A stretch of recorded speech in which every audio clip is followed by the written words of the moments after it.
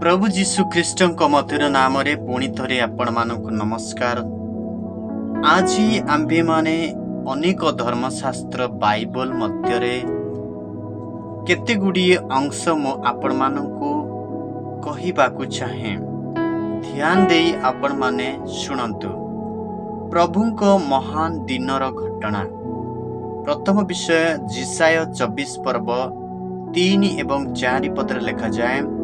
ସେଠାରେ ଆପଣମାନେ ପ୍ରାଞ୍ଜଳ ଭାବରେ ପଢ଼ନ୍ତୁ।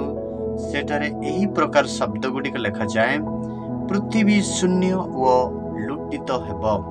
ଏହି ସମଗ୍ର ପୃଥିବୀ ଶୂନ୍ୟ ହେବ, ଜନଶୂନ୍ୟ ହେବ ଏବଂ ସବୁ କିଛି ଶାସନ ଲୁଟିତ ହେବ। ଦ୍ୱିତୀୟ ବିଷୟ ଲେଖାଯାଏ ସେଠାରେ, ପୃଥିବୀ ଉଚ୍ଚ ଲୋକମାନେ ମ୍ଳାନ ହେବେ। କେହି ଉଚ୍ଚ ବିମାନୀ ଲୋକମାନଙ୍କୁ କେହି ମଧ୍ୟ ଗ୍ରହଣ କରିବେ ନାହିଁ, ସେମାନେ ସମସ୍ତେ ମ୍ଳାନ ହୋଇଯିବେ।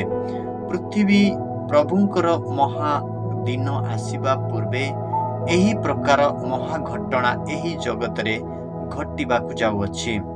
ଦ୍ୱିତୀୟ ବିଷୟ ଯିଶାୟ 24 ପର୍ବ 19 ଏବଂ 20 ପଦରେ ଯଦି ଆମେ ଦେଖିବା, ସେଠାରେ ଏହି ପ୍ରକାର ଲେଖାଯାଏ, ପୃଥିବୀ ନିତାନ୍ତ ବିଦୀର୍ଣ୍ଣ ହେବ। ଯଦ୍ୱାରା ପାପ ଦ୍ୱାରା ଏହି ସମଗ୍ର ପୃଥିବୀ ବିଦୀର୍ଣ୍ଣ ହେବ। ଆମେ ଅନେକ ବୈଜ୍ଞାନିକଙ୍କ ମାନଙ୍କ ଦ୍ୱାରା ଆମେ ଅନେକ ସୋସିଆଲ ମିଡ଼ିଆରେ ଆମମାନେ ଦେଖିପାରୁଛୁ, ଅନେକ ଜାଗାରେ ଅନେକ ବିଷୟ ଗୁଡ଼ିକ ଭୟାନକ ସମସ୍ୟା ଘଟି ସାରିଲାଣି। କାରଣ ଏହି ବାଇବଲ ଅଂଶରୁ ଯାହା ଲିପିବଦ୍ଧ ହୋଇଅଛି ସେହି ଅନୁସାରେ ବର୍ତ୍ତମାନ ଜଗତରେ ବା ପୃଥିବୀରେ ଘଟୁଅଛି। ଦ୍ୱିତୀୟ ଲେଖାଯାଏ, ପୃଥିବୀ ତରଳି ଯିବ, ଯାହାକି ଅଗ୍ନି ମାଧ୍ୟମରେ ପୃଥିବୀ ତରଳି ଯିବାକୁ ଯାଉଛି। ଆମେ 2025 ମସିହାରେ ଦେଖିଲୁ ଆମେରିକାରେ ଯେଉଁ କି ଅଗ୍ନି ଦ୍ୱାରା ଅନେକ ଗାଁ ଏବଂ ଅନେକ ସହର ଦଗ୍ଧ ହୋଇଅଛି। କାରଣ ବାଇବଲ ଲେଖାଯାଏ ପୃଥିବୀ ମଧ୍ୟ ତରଳି ଯିବାକୁ ଯାଉଅଛି। ତୃତୀୟରେ ଲେଖାଯାଏ, ପୃଥିବୀ ଅତିଶୟ ବିଚଳିତ ହେବ ଏବଂ ପୃଥିବୀ ଅନେକ ମାଧ୍ୟମରେ ବିଚଳିତ ହେବାକୁ ଯାଉଅଛି। ପ୍ରିୟ ବନ୍ଧୁଗଣ, ପୃଥିବୀ ମତ ଲୋକ ପରି ଟଳମଳ ହେବ। ଯେଉଁ ମତୁଆଳି ମାନଙ୍କ ପରି ଏହି ସମଗ୍ର ପୃଥିବୀ ଟଳମଳ ହେବାକୁ ଯାଉଛି। ପ୍ରଭୁଙ୍କର ବିଶ୍ୱାସ ଉପରେ ଆପଣମାନେ ନିଜକୁ ସମର୍ପଣ କରନ୍ତୁ ଏବଂ ଆତ୍ମାକୁ ପ୍ରସ୍ତୁତ କରନ୍ତୁ ଏହି ଦୁର୍ଦିନ ସମୟରେ ଉଦ୍ଧାର ପାଇବା ପାଇଁ ଏବଂ ଏହି ଦୁର୍ଦିନ ସମୟରେ ପରିତ୍ରାଣ ପାଇବା ପାଇଁ।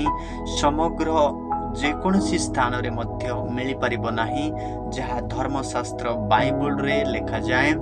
ଯେଉଁମାନେ ଏହି ବାକ୍ୟକୁ ପାଳନ କରନ୍ତି ସେମାନେ ହିଁ ସେହି ମହାକ୍ରୋଧ ଦିନରେ ସେମାନେ ପରିତ୍ରାଣ ପାଇବେ ଏବଂ ଉଦ୍ଧାର ପାଇବେ। ସେଥିପାଇଁ ଆଜି ହିଁ ଆପଣମାନେ ମନୋନୀତ କରନ୍ତୁ, କାହାର ସେବା କରି ଏବଂ କାହାର ବିଶ୍ୱାସ କରି ନିଜକୁ ଉତ୍ସର୍ଗିତ କରିବି, ଏହା ନିଜେ ହିଁ ଆପଣମାନେ ମନୋନୀତ କରନ୍ତୁ ଏବଂ ପ୍ରଭୁଙ୍କ ମହାକ୍ରୋଧର ଦିନରେ ନିଜକୁ ବଞ୍ଚାନ୍ତୁ। ପ୍ରଭୁ ଆଶୀର୍ବାଦ କରନ୍ତୁ। ଆମେନ୍।